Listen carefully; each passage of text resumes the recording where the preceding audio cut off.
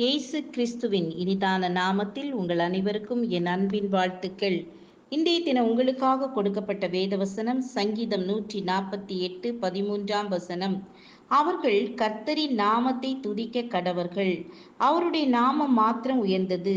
அவருடைய மகிமை பூமிக்கும் வானத்திற்கும் மேலானது. பிரான்ஸ் நாட்டின் 9வது மன்னர் புனித லூயி. இவர் பலராலும் புகழப்பட்டவர்.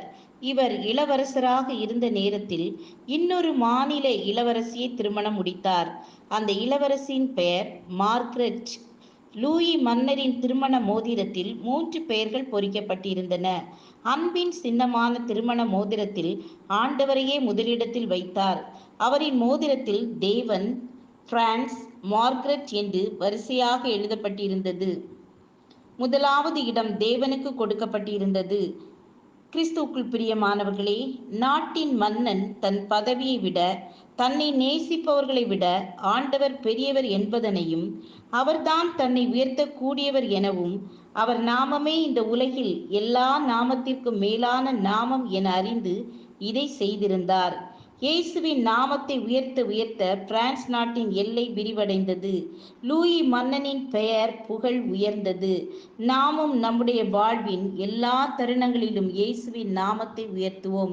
இந்த உலகில் உள்ள எந்த உறவுகளையும் விட அவர் நம்மை அதிகமாக நேசிப்பவர். வேதத்தில் மட்டுமல்ல, வரலாற்றிலும் இயேசுவின் நாமத்தை உயர்த்தியவர்கள் உயர்ந்தவர்களாகவே காணப்படுகின்றனர். இந்த சரித்திர நிகழ்வை தான் தாவீதும் சுட்டி காண்பிக்கிறார். ஆண்டவருடைய ராஜ்யத்தின் மகிமை பூமிக்கும் வானத்திற்கும் மேலாக உயர்ந்தது என்பதை தாவீது அறிந்திருந்தார். எனவேதான் ராஜாவாக தான் இருந்தாலும் இந்த ராஜ்யபாரம் என்பது கர்த்தர் தந்தது என்பதை தாவீது மறந்து போகவில்லை. அதை தனக்கும் தன்னுடைய சந்ததிக்கும் நித்திய ஆசீர்வாதங்களாகவும் பெற்றிருந்தார். இந்த உயர்ந்த நாமமுடைய கர்த்தர் தம்முடைய இஸ்ரவேல் புத்திரரின் கொண்டாட்டமாக ஒரு கொம்பை உயர்த்தினார் என குறிப்பிடுகிறார்.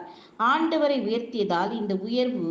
நாமும் இயேசுவின் நாமத்தை உயர்த்தி நம் வாழ்க்கையிலும் உயர்ந்து இருப்போம். ஜெபம் செய்வோம். பரமபிதாவே, உம் நாமத்தை உயர்த்தி மகிழ்ந்து வாழ்கின்ற எங்களை நீங்க உயர்த்தி அருளுங்க. இயேசுவின் நாமத்தில் பிதாவே. ஆமேன், ஆமேன். God bless you.